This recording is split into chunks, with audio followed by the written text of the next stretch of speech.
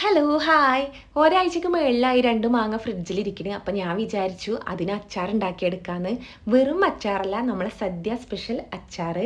സദ്യക്കൊക്കെ വിളമ്പുന്ന അച്ചാറല്ലേ, ഇഷ്ടപ്പെടാത്തവരുണ്ടോ? എനിക്ക് ഭയങ്കര ഇഷ്ടാട്ടോ.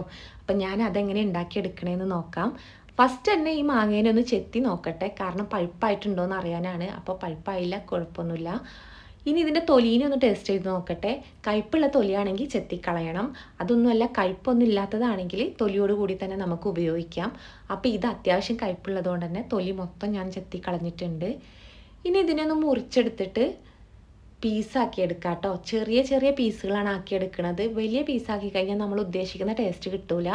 അപ്പോൾ കുഞ്ഞ് പീസായിട്ട് മുറിച്ചെടുത്തിട്ടുണ്ട്. ഇതിനേക്കാളും ചെറുതാക്കണം എന്നുള്ളവർക്ക് ചെറുതാക്കി എടുക്കാം. അപ്പം ഞാൻ ഈ ഒരു പരുവത്തിലാണ് മുറിച്ചെടുത്തിട്ടുള്ളത്. അപ്പോൾ എല്ലാ പീസും ഞാൻ മുറിച്ചെടുത്തിട്ടുണ്ട്. ഇനി ഇതിലോട്ട് ആവശ്യത്തിന് ഉപ്പ് ചേർത്ത് കൊടുക്കാം. ആവശ്യത്തിന് ഉപ്പും കൂടെ ചേർത്തതിന് ശേഷം ഇതിനെ നല്ല പോലെ ഒന്ന് മിക്സ് ചെയ്തെടുക്കാം കേട്ടോ. കൈ വെച്ചിട്ട് തന്നെ തിരുമ്മിയെടുക്കണം. ആ മാങ്ങേൻ്റെ ഉള്ളിലുള്ള ചാറൊക്കെ ഒന്ന് പുറത്ത് വരാൻ വേണ്ടിയിട്ടാണ്. അപ്പോൾ ഉപ്പൊക്കെ ചേർത്ത് മാങ്ങേനെ ഒന്ന് നല്ല പോലെ തിരുമ്മി എടുത്തിട്ടുണ്ട്. ഇനി ഇതിനെ അടച്ച് വെച്ച് അരമണിക്കൂർ റെസ്റ്റ് ചെയ്യാൻ വെക്കാം. അരമണിക്കൂർ കഴിഞ്ഞതിന് ശേഷം ഒന്ന് തുറന്ന് നോക്കിയിട്ടുണ്ട്. ഇനി ഇതിലോട്ട് 2 സ്പൂണ് എരിവുള്ള മുളക് പൊടിയാണ് ചേർത്ത് കൊടുക്കുന്നത്. കാശ്മീരി മുളക് പൊടി അല്ല കേട്ടോ. 1/4 സ്പൂണ് കായപ്പൊടി, 1/4 സ്പൂണ് ഉലുവപ്പൊടി, പിന്നെ കുറച്ച് പച്ച വെളിച്ചെണ്ണ, 1 സ്പൂണ് വിനാഗിരി. ഇത്രയും മതി. നമുക്ക് ഇഞ്ചിയോ വെളുത്തുള്ളി ഒന്നും ഇതിക്ക് ആവശ്യമില്ല.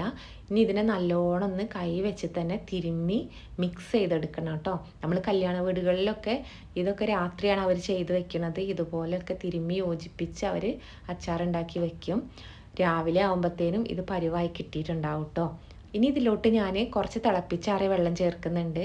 ഈ വെള്ളം ഒഴിക്കണമെന്ന് നിർബന്ധമല്ല, എനിക്ക് അച്ചാറിന് ചാറ് വേണം. അപ്പോൾ അതിന് വേണ്ടിയിട്ടാണ്. കുറച്ച് വെള്ളം ചേർത്താൽ മതി. പിന്നെ ഇനി നാളെ ആകുമ്പോഴത്തേന് മാങ്ങയിൽ നിന്ന് വെള്ളം ഇറങ്ങി കിട്ടും. പിന്നെ ഒരു പാൻ വെച്ചിട്ട് വെളിച്ചെണ്ണയിൽ കടുക് പൊട്ടിച്ച് കറിവേപ്പ് മൂപ്പിച്ചെടുത്തിട്ടുണ്ട്. അതും ഇതിലോട്ടൊന്ന് ഒഴിച്ചു കൊടുക്കുന്നുണ്ട്. ഇതും നിർബന്ധമല്ല കേട്ടോ. അപ്പോൾ ഇതും കൂടെ ഒന്ന് മിക്സ് ചെയ്തെടുക്കുന്നുണ്ട്. ഇനി കുറേ ദിവസത്തേക്കാണ് നമ്മൾ ഉണ്ടാക്കണത് വെച്ചെങ്കിൽ ഇത് ഫ്രിഡ്ജിൽ വെച്ച് സൂക്ഷിക്കണം. കാരണം നമ്മൾ വേവിക്കാണ്ടാണ് എല്ലാം ചെയ്തെടുത്തിട്ടുള്ളത്. അത്യാവശ്യത്തിന് വേണ്ടിയിട്ടാണെങ്കിൽ ഇതുപോലെ ചെയ്തെടുത്താൽ മതി. കുറേ ദിവസത്തേക്കാണെങ്കിൽ ഫ്രിഡ്ജിൽ വെക്കണം, അല്ലെങ്കിൽ പൂത്തുപോകും. അപ്പോൾ നമ്മുടെ അച്ചാർ ഇവിടെ റെഡി ആയിട്ടുണ്ട്. അപ്പോൾ എല്ലാവരും ഇതുപോലെ ഒന്ന് ഉണ്ടാക്കി നോക്കുകൊണ്ടു. എന്നിട്ട് കമൻറ്റിൽ അറിയിക്കുക എങ്ങനെയുണ്ടെന്ന്. അപ്പോൾ ഇന്നത്തെ വീഡിയോ ഇത്രയേ ഉള്ളൂ.